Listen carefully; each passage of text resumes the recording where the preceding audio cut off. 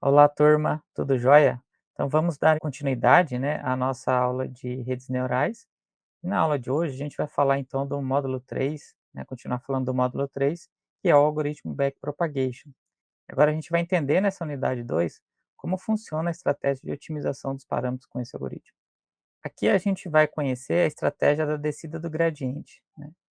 Lembre que a derivada ela é obtida para poder estimar se estamos no caminho de subida ou descida da função de erro. E o nosso objetivo nessa caminhada é sempre descer, ou seja, a gente quer minimizar o erro, então a gente quer descer nessa função. Então é por isso que vem a descida do gradiente, né? Então se a gente imaginar aqui, nesse cenário, em que a gente tem a visualização dos parâmetros de uma rede profunda, né? No caso aqui é uma rede do tipo ResNet, que é uma rede bastante utilizada para processamento de imagem. Se a gente conseguir, embora ela tenha, milhares de parâmetros, né, se a gente conseguir visualizar ela em 3 dimensões, a gente visualizaria os parâmetros dela, por exemplo, com essa estrutura ou essa superfície. Então a gente tem vários vales e morros aqui, então dependendo da configuração de parâmetros que a gente tem para essa rede neural, né, a gente então pode começar ou daqui, ou daqui, ou daqui. Nosso objetivo com a descida do gradiente é encontrar os melhores parâmetros com que faz que a gente minimize e encontre esse ponto aqui, que é o ponto mais baixo. Ou seja, entre nesse vale aqui e caia para cá, certo? E aí, nesse sentido, né, então visualizando num contexto menor, a gente poderia então pensar na organização dos nossos parâmetros, né, da seguinte forma. Então, se a gente organizar os vários parâmetros, as combinações de valores de parâmetros que a gente tem, então, por exemplo, se a gente imaginar uma rede neural, por exemplo, com 23 parâmetros, a gente tem 23 possíveis valores para colocarem ali nos pesos dessa rede. E vamos supor que cada configuração dessa é o que eu vou chamar aqui de θ, né. E aí para cada uma combinação dessa, se a gente for calcular o erro, ó, se eu testar esses 23 parâmetros com esses valores, qual que vai ser o erro? Se eu troco agora para outros 23, qual que vai ser o erro? A gente então poderia ter, por exemplo, um gráfico desse aqui, em que eu tenho para cada combinação de parâmetros, eu tenho o valor de erro que está discretizado aqui, né, por exemplo, em alto, médio e baixo. Então, se a gente pegar alguma configuração inicial qualquer, por exemplo, essa configuração inicial aqui, que é aquela que teve depois que a gente testou, que a gente verificou que ela teve o pior erro, né, então, ou seja, o erro mais alto, então nosso objetivo é, a partir desses parâmetros aqui, como que eu posso melhorar? E o objetivo é ou descer esse vale, tanto para cá ou para cá, com o objetivo de chegar nesse ponto aqui, que é o ponto onde a gente tem o melhor conjunto de parâmetros. Então, se a gente fosse testar todos os parâmetros, a gente ia verificar que esse ponto aqui é o ponto ótimo. Só que isso é imprático, né? Ou seja, a gente não tem recurso computacional para poder variar todos esses parâmetros aí. Então, dada a nossa função de erro, seja ela o erro quadrático médio, o erro absoluto, a entropia cruzada, a gente gostaria então de estimar a influência de cada um desses parâmetros, né, no erro. Então, por exemplo, se a nossa MLP, como eu comentei, né, tem 23 parâmetros, que é composto de pesos e baias, a gente poderia ter uma configuração aqui de 23 valores, aí eu aqui organizei eles de A a W, né, que seriam 23 letras, em que o A está associado aqui ao primeiro parâmetro, que é 0,3, B está associado ao segundo parâmetro, que é menos 1,5, e W aqui está associado ao último parâmetro, que é menos 0,97, ou seja, valores aleatórios. Então, se para essa configuração de valores eu vou chamar isso de θ1, que é uma combinação desses valores, né, e a gente calcular o erro quando eu passar os nossos dados para essa rede com esses parâmetros, e a gente obter, por exemplo, um erro de 200, a pergunta é: quais desses 23 parâmetros aqui mais influenciaram esse erro de 200, né? E aí quem pode responder isso para a gente é a derivada ou o gradiente. Então, dado que a gente tem essa configuração e esse erro, né, vamos considerar que a gente gostaria de olhar para o parâmetro A, e verificamos que ele influenciou em 80% desse erro. Ou seja, o gradiente, a derivada, falou isso para a gente. Não, esse parâmetro A está influenciando 80% do erro. E o parâmetro B está influenciando, com esse valor de menos 1,5, está influenciando em 10% do erro. E os demais parâmetros ficaram lá com o restante, que é em torno de 1%. Ou seja, a gente tem a noção aqui, de acordo com essas influências, que os parâmetros A e B têm maiores influências que os demais, principalmente o parâmetro A, que é o que mais impacta no erro. Então, se a gente tiver que ajustar os parâmetros dessa rede, a gente pode usar essa informação do quanto que ele influencia para dizer o quanto que a gente tem que mudar os parâmetros dessa rede. Então, no caso aqui, se o parâmetro A tem alta influência, a gente vai ajustar mais esse parâmetro A. Se o parâmetro B tem pouca influência, então a gente ajusta menos esse parâmetro B. Então, existe aí essa relação entre o tanto de influência com o tanto que a gente vai ajustar os parâmetros. Então a fórmula da descida do gradiente é essa, né, então, dado essa configuração de parâmetros que você tem, ou seja, esse vetor com 23 valores, o que a gente vai fazer é estimar as derivadas de cada um desses parâmetros, ou seja, quantos em termos gerais, qual que é a porcentagem que cada um desses parâmetros influencia no erro, e aí pegar uma proporção disso. Ou seja, eu não quero usar 100% dessa influência, eu quero usar uma proporção, uma taxa dessa influência. E aí então subtrair de cada um dos parâmetros essa quantidade que a gente gostaria, e então a gente vai obter aqui os novos parâmetros atualizados, né. E essa função de erro aqui, ela pode ser tanto qualquer uma dessas que a gente já comentou, né. Então no nosso caso, considerando apenas os parâmetros A e B, os novos parâmetros A e B dessa nossa rede, ele vai ser dado o seguinte, ó, dado o valor do parâmetro A atual, né, que é 0,3, a gente então vai pegar a derivada, ou seja, qual que é a influência do parâmetro A com relação ao erro, e aí pega uma proporção disso, um número pequeno, e aí a gente faz essa subtração indicando que a gente quer, porque essa derivada aqui ela vai retornar para a gente uma direção no sentido de caminhar para cima naquela função. E como a gente quer minimizar, então a gente quer a direção contrária. Então por isso que a gente muda o sinal desse resultado aqui para pegar a direção contrária. E aí fazendo essa diferença, a gente vai obter agora um novo parâmetro. A mesma coisa para o parâmetro B. Esse parâmetro neta é o que a gente chama de taxa de aprendizado. Então significa o quê? Se a gente usa uma porcentagem muito alta dessa influência, a gente então está usando basicamente toda essa influência para decidir como mudar. Se a gente usa uma porcentagem pequena dessa influência, quer dizer que então que a gente vai mudar muito pouco os parâmetros da nossa rede. Bom, para entender esses conceitos, vamos então voltar ao problema de regressão, que a gente falou inicialmente, para descobrir esses dois parâmetros y0 e m, da nossa equação da reta que melhor se ajusta aos dados. Então a gente tem a equação geral da reta, que é y igual a y0 mais mx menos x0, só que como os nossos dados aqui estão normalizados, o nosso x0 sempre vai começar lá em zero, a gente então pode simplificar a nossa equação e ficar só com isso. Então vamos considerar essa equação aqui. Então vamos supor que a gente tem esses dados aqui, que os nossos x estão variando entre 0 e 1, e para cada um desses valores de x, variando entre 0 e 1, a gente tem os valores y, que é o que a gente gostaria de aprender. Então, por exemplo, nesse ponto aqui, quando o nosso x é 0, a gente teve aqui em torno de 0,38, né? Quando o nosso x aqui está em torno de 0,1, que é mais ou menos aqui no meio, a gente tem em torno aí de 0,63, e assim por diante, de modo que a gente tenha todos esses dados aqui. Então vamos supor que eu peguei uma amostra, ou seja, alguns 4 pontos aleatórios aqui, e a gente teve essa amostra, né, só para a gente poder visualizar aqui os valores associados a cada um desses pontos.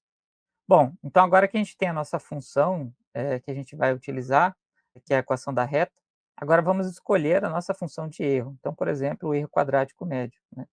Qual que é, só relembrando, o erro quadrático médio é a diferença entre o real e o predito ao quadrado, né, e a gente tira uma média disso para o dataset inteiro.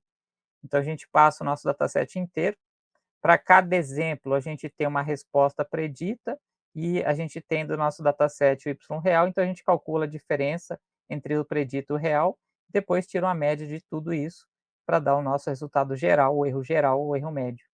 Bom, se a gente conseguir então, variar os parâmetros dessa nossa equação aqui, né, da reta que a gente vai testar, considerando somente esses intervalos aqui, ó, variando m de -4 até 4, y0 de -2 até 2, ou seja, o que que aconteceria se eu testasse o m igual a -4 e o y0 igual a -2 e passar aqueles dados aqui? Qual que vai ser o nosso y predito? E aí com esse y predito, a gente vai aplicar na nossa fórmula aqui e obter o erro geral para quando a configuração do nosso parâmetro era -4 e -2. E aí, então, dado que a gente tem esse parâmetro m que a gente configurou e esse y0, qual que seria o valor de erro nesse ponto, por exemplo, com m menos 4, y0 igual a -2, né? Então a gente teria, por exemplo, um valor aqui de em torno de 40 e alguma coisa, né? Ou seja, se a gente for visualizar todas essas combinações, a gente vai ter uma superfície dessa forma aqui com relação a esse erro quadrático. Então calcular essa diferença entre cada um desses parâmetros aqui, né, a combinação desses parâmetros, vai gerar para a gente essa superfície. E o que que a gente tem nesse ponto aqui, onde o erro nosso é mais alto, e aqui embaixo onde o erro nosso é bem abaixo, no caso aqui o menor erro é zero. Então se a gente tem uma configuração dessa, nosso objetivo é descer essa superfície, chegar nessa posição, que é uma combinação de parâmetros aqui, em que eu tenho, por exemplo, um erro muito pequeno. Então a ideia da descida do gradiente é fazer a gente caminhar nessa superfície e chegar até aqui. Mas isso é porque a gente está utilizando essa função de erro, e a nossa função, que seria a nossa equação da reta, é essa, né. Ou seja, a gente pode considerar isso como nosso algoritmo de aprendizado. Estou escolhendo um algoritmo que é baseado na equação da reta, que tem 2 parâmetros, e vou usar essa função de erro aqui. Se a gente troca essa função e troca isso aqui, essa superfície pode ficar diferente, né. Então, para essa combinação de equação de reta e isso aqui, a gente tem essa superfície aqui. Então, nosso objetivo é, dado uma configuração 1, chegar aonde a gente estiver, né, seja lá que ponto que a gente estiver, a gente vai chegar aqui embaixo, onde tem o menor erro. Então, inicializando a nossa função com os parâmetros y0 igual a -4 e o m igual a -1,5, a gente então teria essa configuração de equação da reta, e quando a gente passa esses dados para essa equação da reta e calcula o erro, né, então a gente teria essa reta aqui, que a inclinação dela é negativa, né, então a gente tem essa reta inclinada aqui para baixo, né, a localização dela está aqui no ponto -4, que é essa posição aqui, só que ela está para baixo, né, e o ideal é que a nossa reta tivesse apontada aqui para cima. E calculando esse erro, deu um erro médio de 41,84. Então desse jeito esse nosso erro ficou muito ruim. Então agora a gente precisa dizer, né, como, fazer como a gente vai modificar esses parâmetros aqui, para que a gente alcance a nossa reta mais próxima aqui do ideal para esses dados, né. Então uma maneira de decidir isso, a gente precisa calcular a influência desses parâmetros aqui no erro e decidir, de acordo com essa proporção, quanto que a gente vai mudar. Bom, então para calcular o impacto de cada parâmetro com o erro, teríamos que calcular as derivadas de y0 e m com relação a esse erro, que é o nosso erro. Então, em termos matemáticos, a gente está querendo é calcular as derivadas parciais de y0 com o erro e de m com o erro. E essas derivadas aqui vai me dar a influência desse parâmetro no erro, e esse aqui vai me dar a influência do parâmetro nesse erro. Então, com base nessas influências, a gente vai decidir o tanto que a gente vai modificar. Só que o problema aqui é que a gente não tem uma relação direta entre, a equação do erro, que é o nosso erro quadrático médio, e y0, porque lá na fórmula do erro quadrático a gente só tem y real e y predito. Esse y0 não aparece aqui na equação. O que temos é o seguinte, a gente tem a relação do y predito e do y real com a nossa equação do erro, então essas variáveis têm aqui dentro dessa equação, e o nosso y0, né, a gente tem ele lá dentro da equação do y predito. O que que é o y0 lá no y predito? É a gente aplicar a equação da reta. Então esse y aqui, predito, a gente obtém pela equação da reta, que lá tem o parâmetro y0. Então a gente pode ver que existe uma cadeia de relacionamentos aqui. Então como que a gente pode obter essa derivada, né? Então a gente pode utilizar então a regra da cadeia, que foi proposta lá em 1676, né?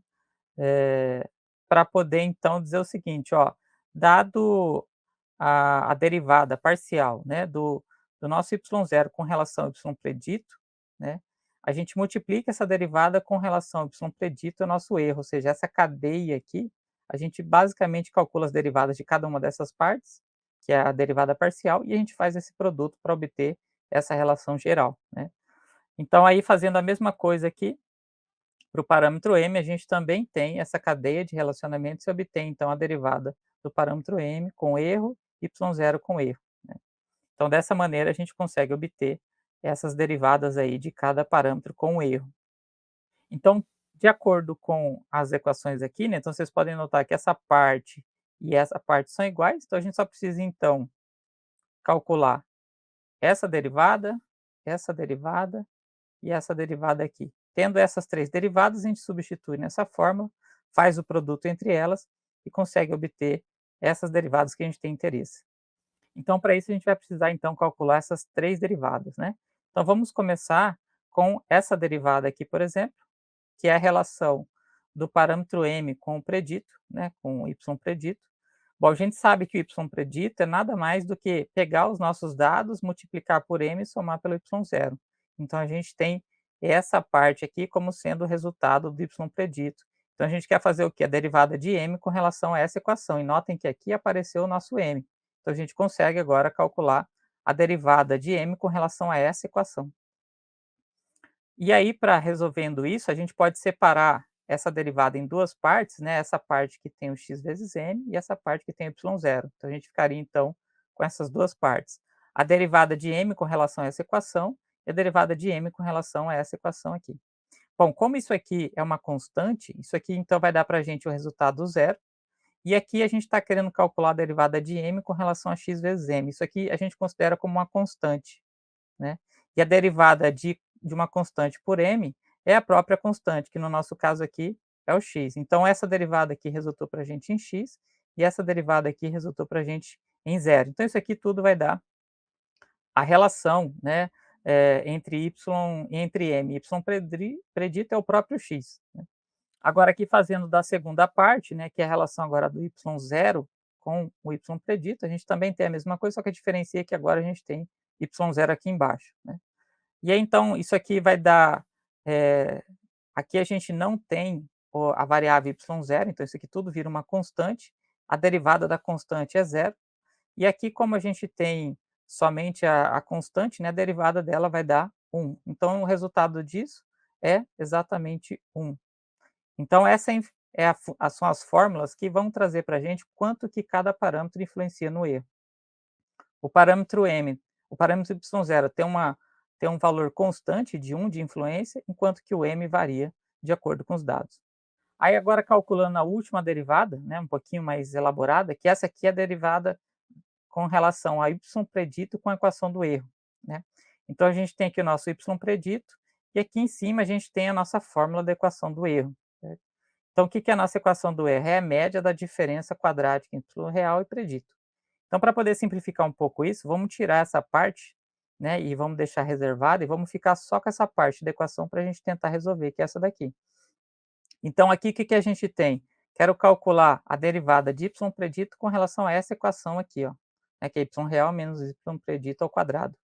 Bom, relembrando lá da matemática, né, de quando a gente tem lá, a soma do quadrado de 2 termos, a gente tem que fazer o primeiro termo ao quadrado, mais 2 vezes o primeiro pelo segundo, mais o quadrado do segundo termo, né. Então resolvendo exatamente desse jeito, a gente tem aqui então o quadrado do primeiro, que é y real ao quadrado, menos, né, que aqui a gente tem um sinal de menos, 2 vezes o primeiro pelo segundo, então a gente vai ter exatamente isso aqui, 2 vezes y real vezes y predito, e por último aqui, né, mais o quadrado do segundo termo. Como ele é negativo, elevado ao quadrado vai ficar positivo, vai ficar y predito ao quadrado, né.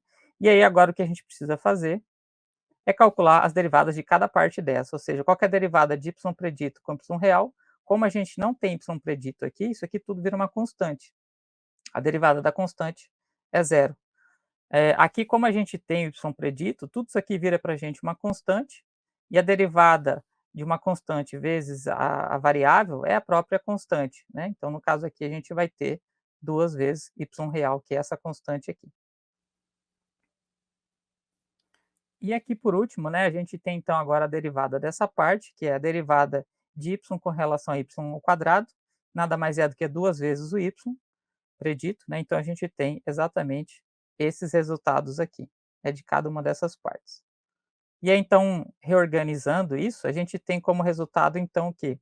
2 vezes y predito menos y real, certo? E aí lembra que a gente tirou essa parte aqui da equação para poder ficar só com essa, agora colocando ela de volta aqui, e aí a gente colocando essa fórmula, a gente tem então exatamente essa equação. Podem notar que isso aqui é muito parecido com uma função de erro, né, então é o y predito menos o real, essa diferença tira a média disso. Então vamos chamar isso de loss aqui só para simplificação. Então agora a gente descobriu a equação que retorna para a gente a influência de y predito com erro.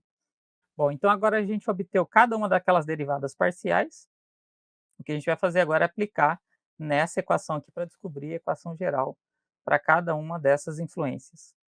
Então, a influência do parâmetro m é dado por essa multiplicação, enquanto que do parâmetro y0 é dado por esse produto aqui, né.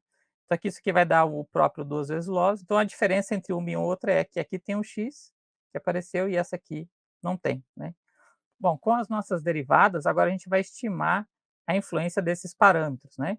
Então resolvendo, o nosso loss é exatamente essa diferença entre predito e real, e tira a média disso, faz 2 vezes isso, e multiplica com os nossos x, enquanto que a influência de y0 é só esse produto aqui, né, só essa média desse produto aqui.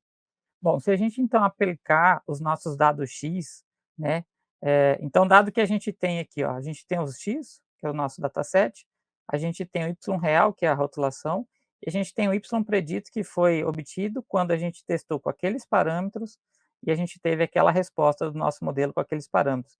Então, colocando essas 3 informações aqui, a gente vai conseguir descobrir a influência de m e de y0, né. E fazendo essa substituição, a gente teve, por exemplo, esses resultados, né, o erro do parâmetro m deu menos 7 e do y0 deu menos 12, né. Então lembrando que como a gente tem os valores, né, numa escala aqui de menos infinito até mais infinito, né, e a gente tem o nosso zero que, por exemplo, aqui no meio, e vamos supor que o nosso menos 12 está aqui,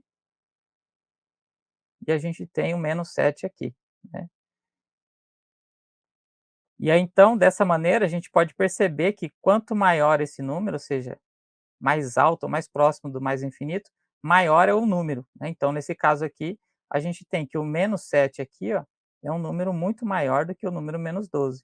Então isso significa que esse número aqui, por ser maior, ele tem uma alta influência no erro.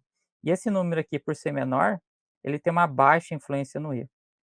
Vamos então aplicar a atualização da descida do gradiente, né. Então, a gente tem aquele parâmetro neta, que é a nossa taxa de aprendizado, vamos supor que a gente vai setar ela em 0,1. Então, a equação da atualização do gradiente descendente é essa. Dado o nosso parâmetro m, né, atual que a gente tem, menos essa taxa de aprendizado que é 0,1 vezes a influência do parâmetro m no erro, a gente obteve isso, é menos 7,3862, multiplicando tudo isso, aí você vai falar, ó, o seu novo parâmetro m vai ser esse, menos 0,76. E a mesma coisa com y0, ele vai dizer o seguinte, ó, o seu novo y0 é esse, né. E aí se a gente então aplica esses novos parâmetros para aquela equação da reta e testa ela, a gente vai obter essa equação da reta vermelha aqui, né. Então essa daqui é a nossa equação da reta antiga, que era aquela primeiro chute inicial, e essa daqui é a nova. Então se a gente for observar, né, a gente teve então o nosso chute inicial, que foi essa equação da reta aqui, após fazer essa atualização com esses parâmetros, né, ela gerou para a gente essa nova equação da reta aqui. Então notem que o o SGD está guiando a gente para poder fazer essa reta ficar o mais próximo, né, disso aqui, né. Então ele está percebendo que a gente tem que mudar a inclinação dessa reta, ou seja, ela tem que começar a inclinar. E notem que para poder obter essas informações, o que que a gente tem em mãos? A gente só tem o nosso dado x e a diferença entre o y predito e o y real, né. São essas informações aqui que a gente tem para poder perceber que a gente tem que sair dessa posição que a gente está para ir para essa. Então vamos aplicar a atualização da descida do gradiente. Então agora os nossos parâmetros novos são esse, né, o nosso m aqui agora está em 0,76, o nosso y0 em menos 2,72, o nosso erro caiu lá para 22,9, antes era 41,84, né. Então a gente teve aqui uma redução de erro bem alta, né, metade do erro a gente conseguiu diminuir só fazendo esse ajuste. Então a gente está no caminho certo. Fazendo novamente esse processo, né, então a gente encontrou agora novos parâmetros, o y0 agora é 1,77, o nosso m é menos 0,21, isso aí deu o erro para a gente agora de 12,55, que antes era 22,9, então a gente saiu dessa equação da reta para essa, né, então ou seja, ela está se alinhando, né, então agora que ela está quase plana ao eixo x, e depois vai começar a subir.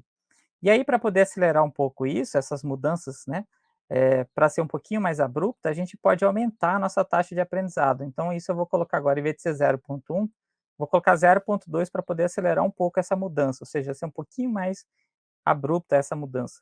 E aí, fazendo isso, agora a gente obteve esses novos parâmetros, né, menos 0,38 e 0,6, né. Então, ou seja, o nosso coeficiente angular agora está positivo, ou seja, já subiu, né, já começou a inclinar. Então ele está começando agora a se aproximar aos nossos dados.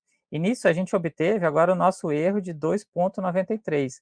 Antes era 12,55, caiu agora para 2,93, ou seja, a gente está no caminho certo, né. Então mantendo essa taxa de aprendizado, a gente vai continuar essa otimização. Aí a gente chegou nesse cenário, né, então fazendo mais um passo em que o nosso erro, nossos parâmetros agora mudaram, e o nosso erro aqui agora caiu para 0,73. Então, ou seja, a gente está com essa equação da reta, e antes a gente estava com essa, né. Então de 2,93 caiu para 0,73. Quando a gente tinha essa configuração, né, essa configuração aqui, nosso erro era 2,93 e agora com essa, a gente está então mais próximo aí do ideal. E repetindo esse passo mais 3 vezes, né, ao final dessas 3 rodadas, a gente então chega com esses parâmetros aqui, com o erro de 0,11, né, ou seja, um erro mais reduzido aí. E aí então a gente consegue perceber que a nossa equação da reta está mais se ajustando aos nossos dados do que lá no início, né, então a gente está no caminho certo. E a gente pode continuar esse processo até que não tenha mais mudança nessa equação de reta, né, e a gente alcance aí o melhor resultado para essa configuração. Bom, se a gente começar então lá pelos piores parâmetros, né, nessa superfície aqui e for monitorar como que foram as mudanças dos nossos parâmetros ao longo disso, então a gente começou, por exemplo, vamos chutar aqui um valor bem ruim, né, então colocar aqui o MY0 lá em -4, e aí rodar esse procedimento de atualização 100 vezes, né. Então comecei lá com -4, -4, na próxima iteração, isso com taxa de aprendizado em 0,1. E aí no próximo passo a gente caiu para essa configuração de parâmetros aqui, depois foi para essa, depois foi para essa, para essa, para essa, para essa, até que a gente chegou e terminou lá na centésima execução com essa configuração de parâmetros aqui.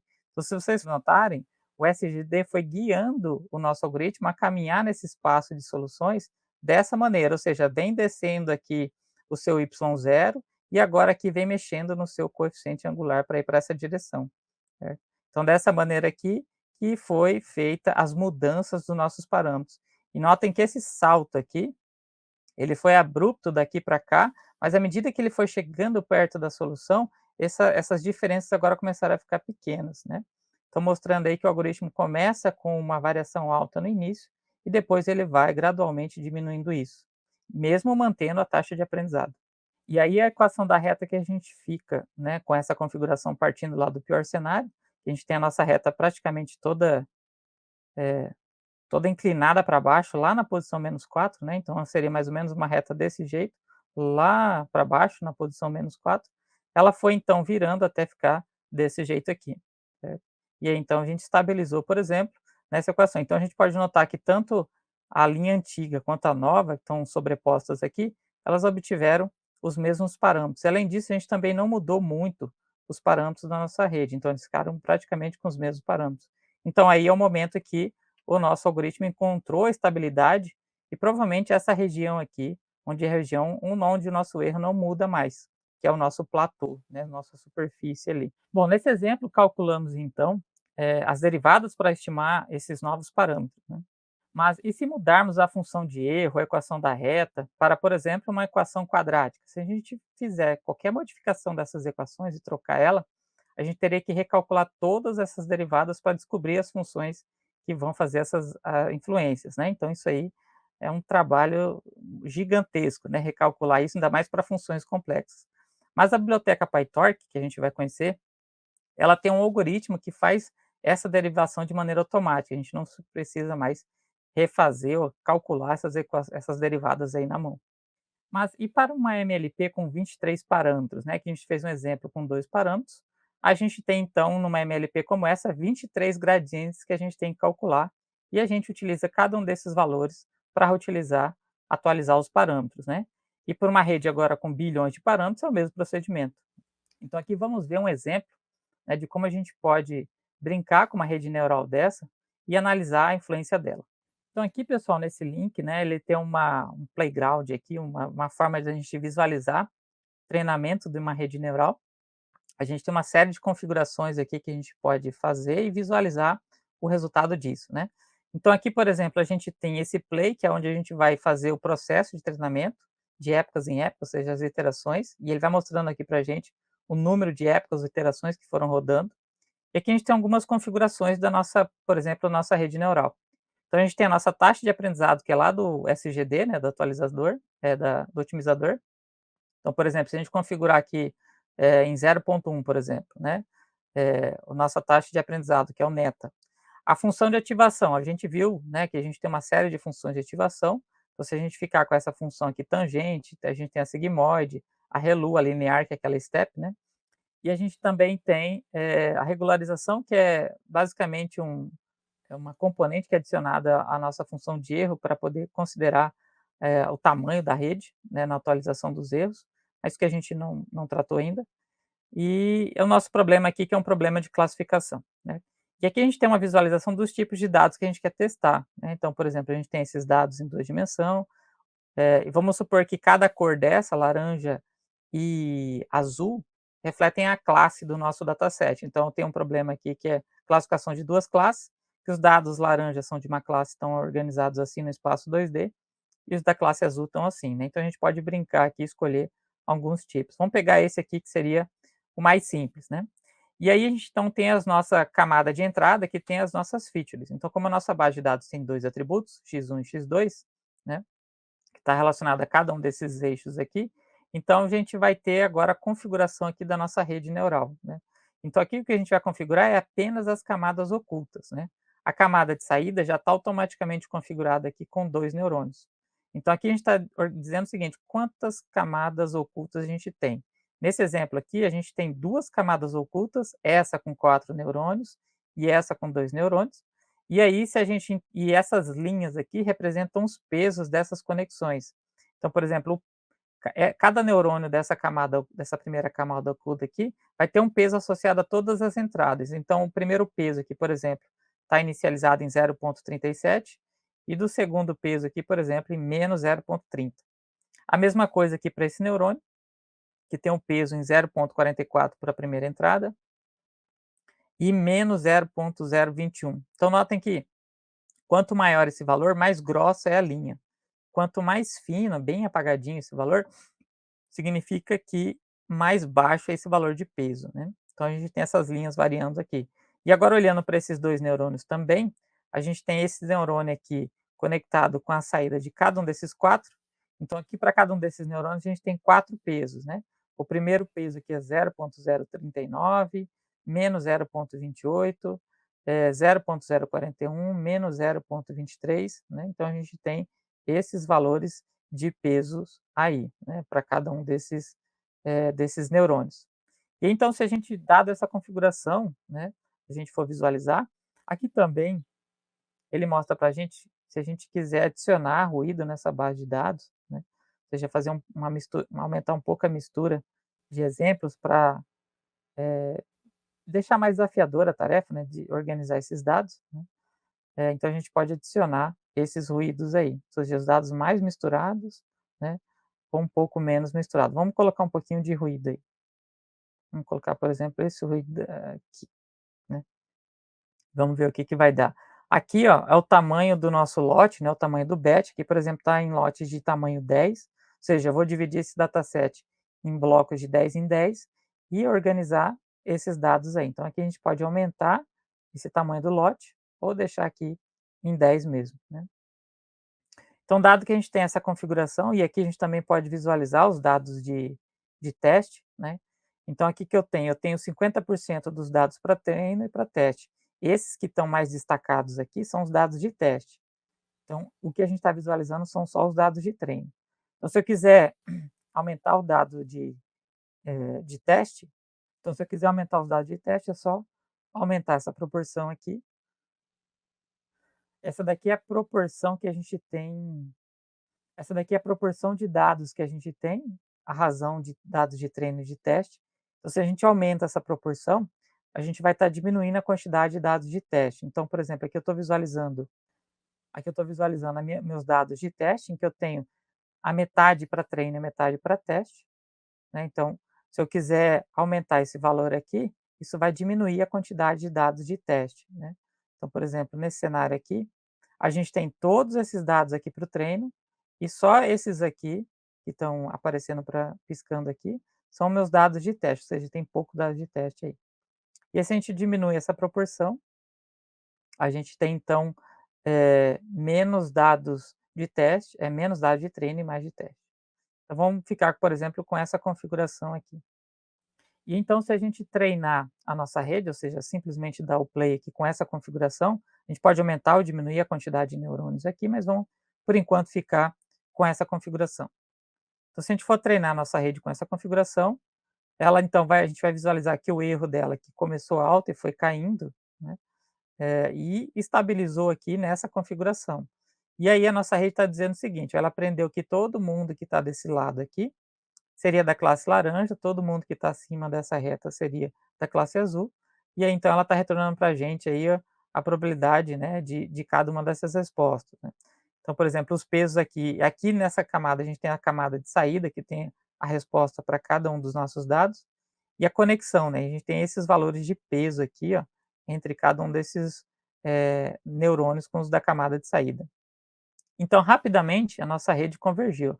Agora aqui a gente está em torno de 2.000 épocas, né, mas lá com poucas épocas, né, então aqui no caso com 15 épocas, a rede então já começou a mostrar, né, uma boa separabilidade, embora ele esteja errando aqui nesses exemplos, né, por isso que o nosso conjunto de teste está dando um erro de 0,2, mas à medida que a gente vai passando, né, ela vai se ajustando, atualizando os parâmetros, até que o nosso erro fica zero. Então notem que aqui no conjunto de treino, que é exatamente isso aqui, o nosso erro deu zero, mas aqui no nosso conjunto de teste, né, quando aparecer alguns exemplos, provavelmente a gente errou alguns exemplos aqui, por isso que o nosso erro está em 0,1. Principalmente esses exemplos aqui que estão bem, esse aqui que está bem perto da borda, né?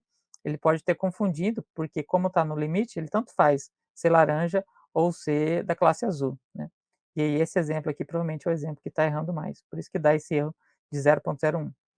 Enquanto que no conjunto de treino, né, esse exemplo aí, como está um pouquinho mais para o azul lá, então ele tem mais certeza de azul do que laranja, e aí o erro dá zero. Agora, se a gente quiser, a gente pode aumentar a quantidade de camadas ocultas. Então, nesse exemplo aqui, a gente tem 3 camadas ocultas, né? A primeira tem 4 neurônios, a segunda tem 3 neurônios, a terceira tem 2. E aí, então, se a gente quiser testar agora a nossa rede com essa configuração, a gente também vai ter um resultado muito bom, né? A gente pode ver que ela se adaptou, caiu rapidamente o erro. E agora vamos tentar uma arquitetura com apenas uma camada oculta, né? Ou seja, uma camada oculta com esses 4 neurônios aí. E aí se a gente fizer esse processo, essa rede também vai ter um resultado bom, embora não tão bom quanto aquela outra configuração, agora sim, né, já alcançou um erro de treinamento um pouco melhor, mas o de teste continua errando. A gente tem então esse resultado, né. O que que acontece se a gente muda esse parâmetro aqui de taxa de aprendizado? Se a gente coloca essa taxa de aprendizado muito pequena, a gente vai ter quase nada de mudança de uma época para outra da nossa rede. E ela vai demorar mais para poder perceber mudanças, né. Então, a gente testar com essa configuração, olha só quanto demora para ela poder atualizar esses parâmetros aí, né.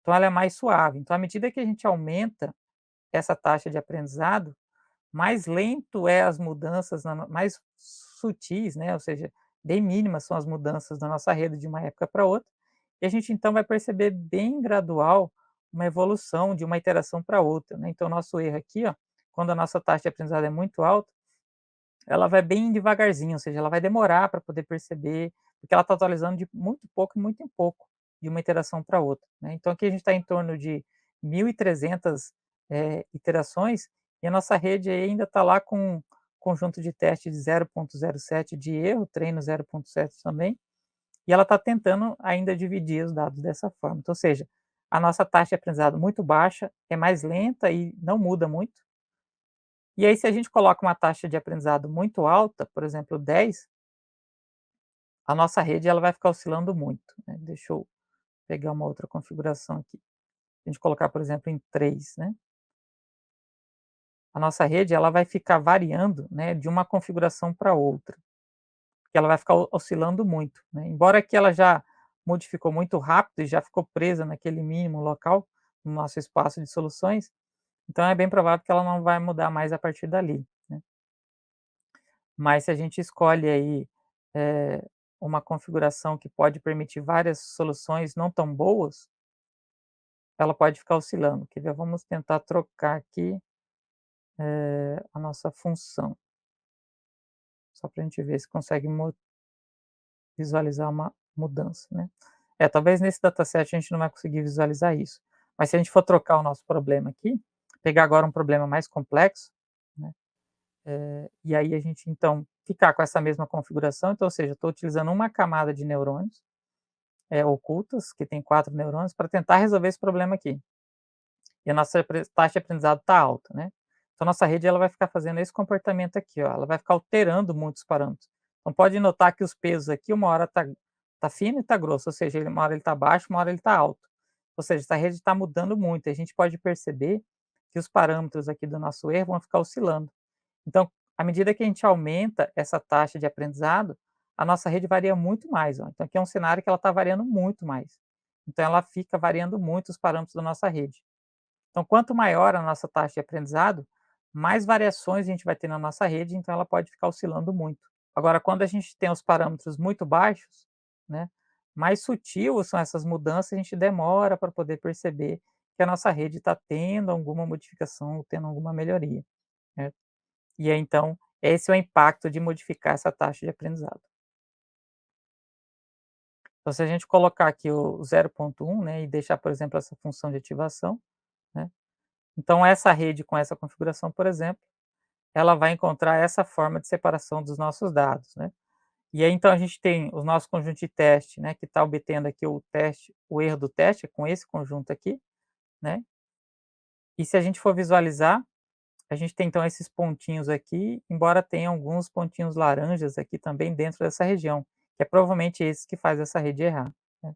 Então ela está tentando aqui, ó, separar esse laranja, então ela está se adaptando, embora está tendo mudança muito sutil, né, muito suave ainda.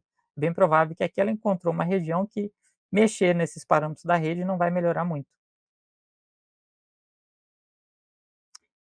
Então, dessa maneira, a gente então consegue visualizar o impacto, né, e brincar com isso. Então, a gente tem outros problemas mais complexos aqui, né, então dá para vocês testarem outras configurações, inclusive até colocar ou criar mais atributos, né. Então, por exemplo, esse aqui é um terceiro atributo que pega o primeiro e eleva ao quadrado. Então agora a nossa entrada tem 3 atributos, que é o x1, o x2 e o x1 ao quadrado, né. E se a gente passa essa rede para esses 3 atributos, né, esses dados com os 3 atributos para essa rede, a gente visualiza o impacto disso, e a gente tem um resultado talvez aí um pouquinho melhor, né, dos nossos dados aí.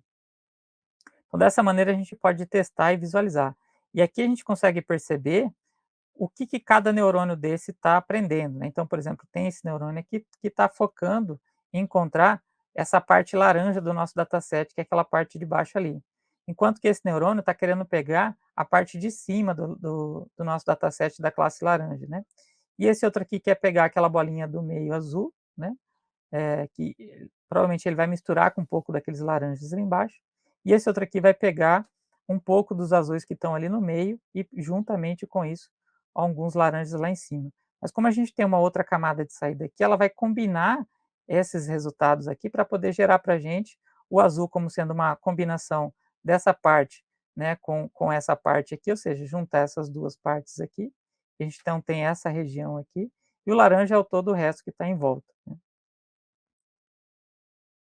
Então, dessa maneira, a gente consegue, então, visualizar e entender o impacto ou o que significa modificar essa taxa de aprendizado, né, aumentar mais ruído dos nossos dados. Então, aí a gente consegue ver o que está acontecendo com essa rede neural. E aqui a gente então tem alguns pesos que são valores muito mais altos. Então, por exemplo, para esse neurônio aqui, ele está dando muita importância, né, no caso aqui um peso de menos 4,4, que está associado à classe laranja, então por isso que ele tem esse valor mais grosso aqui. Então todos os pesos aqui, ó, se vocês notarem que quando o peso é negativo, ele está associado à classe laranja, quando o peso é positivo, à classe azul.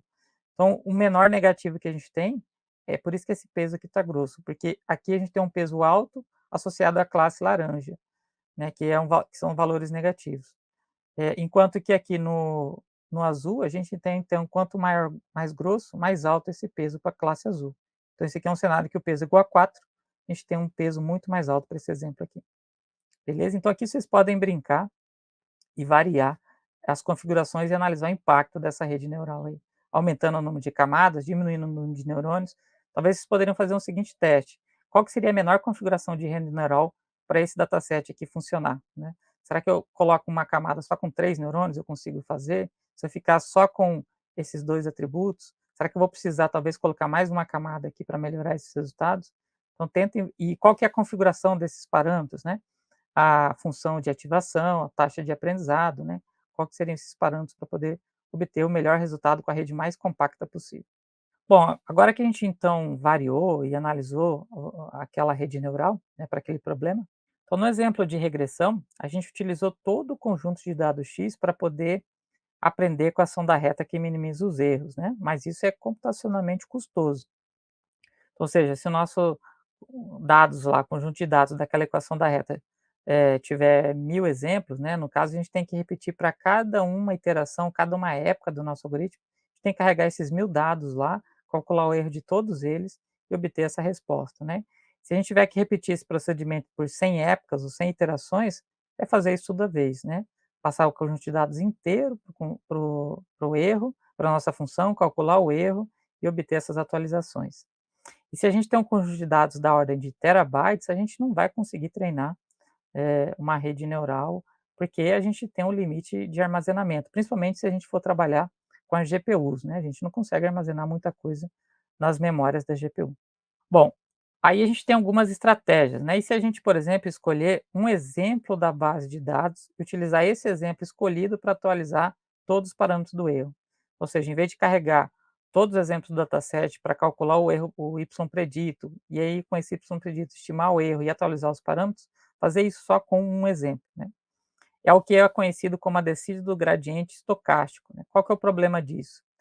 Eh, embora seja eficiente, né, porque a gente só vai escolher um exemplo, a gente pode escolher, por exemplo, uma instância complexa, e se a gente escolhe uma instância complexa que o erro vai dar sempre alto, a mudança nesses parâmetros vai ser sempre abrupta, ou seja, a gente vai estar sempre mudando muito os parâmetros da nossa rede.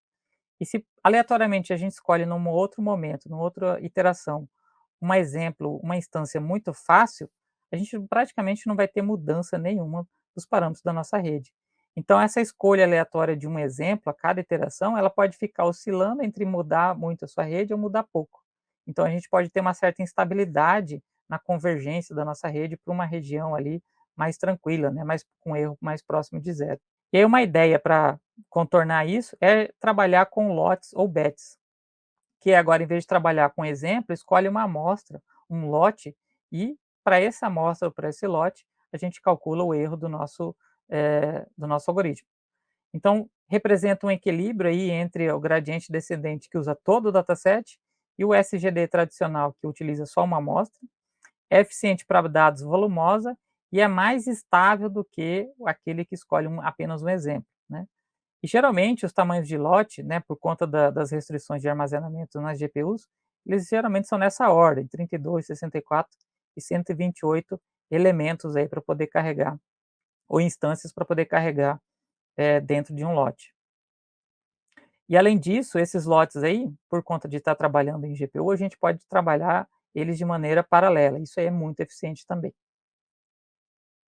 Então como é que funciona essa organização dos dados em lote? Então imagine que a gente tem o nosso conjunto de dados, que é todo isso aqui, a gente pode organizar ele em 4 lotes, né. A gente tem um lote de cada lote tem um tamanho fixo, então, por exemplo, esse lote aqui, vamos supor que tem tamanho 12, esse outro lote aqui também vai ter tamanho 12, 12 e o último lote vai ter o que sobrou, né. Então, o que que a gente faz com esse lote? A gente tem um modelo inicial, que é o nosso modelo atual, com esses dados desse lote aqui, a gente então passa os dados para a nossa rede, calcula o Y predito, com esse Y predito estima o erro e com esse erro, a gente atualiza os parâmetros, né, ou seja, com essa função de erro a gente atualiza os parâmetros da nossa rede. E aí isso vai obter para a gente, depois que a gente aplica a atualização, a gente vai obter um novo modelo.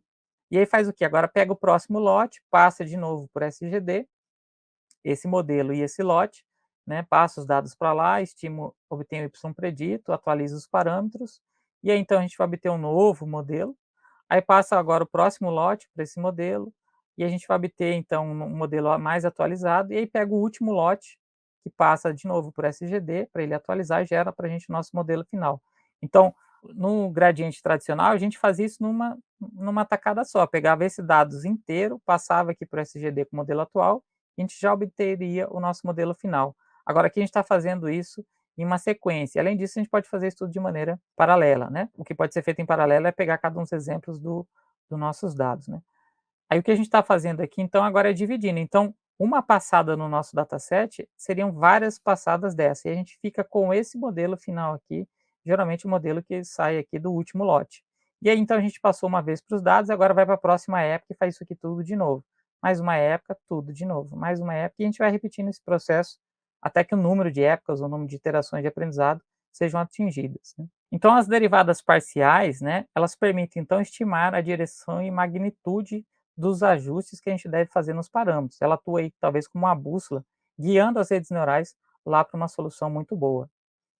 O algoritmo do gradiente descendente, então, ele utiliza uma proporção, que é a nossa taxa de aprendizado, e dependendo de como a gente varia essa taxa, a gente pode ter mudanças abruptas ou suaves.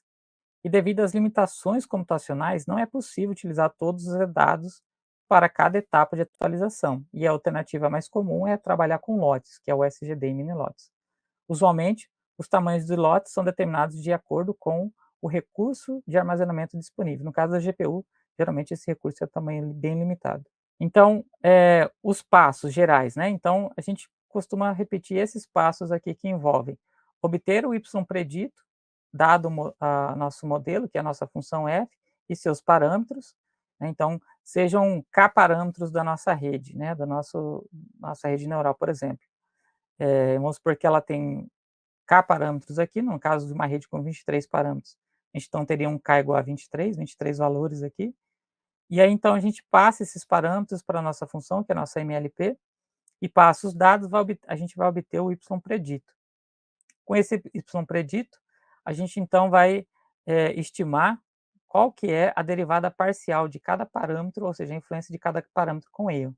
Como a gente tem 23 parâmetros ou k parâmetros, a gente vai obter, de acordo com o gradiente, 23 valores aqui, que é a influência de cada um desses parâmetros com o erro. Então, dado que isso aqui é um vetor, isso aqui também é um vetor de parâmetros, e a gente aplica uma taxa de aprendizado, quando a gente faz a diferença entre esses vetores, né, esse aqui é um vetor de influências multiplicado por uma proporção, ou seja, vou pegar um pedaço, uma parte de cada um desses gradientes aqui, então isso aqui vai retornar para a gente um vetor também. Quando a gente faz a diferença entre esses dois vetores, a gente vai obter os novos k parâmetros. E aí repete esse processo aqui até a gente ter um conjunto de parâmetros que o nosso erro é menor possível. Então aqui a gente tem algumas referências, né? O livro de redes neurais, lá no capítulo 4 trata desse assunto. No livro de inteligência artificial também, lá no capítulo 19, e nesse livro online, né, que é o Dive into Deep Learning, lá no capítulo 12 também trata desse assunto aí do backpropagation. Então tenham todos um bom estudo e até a próxima aula.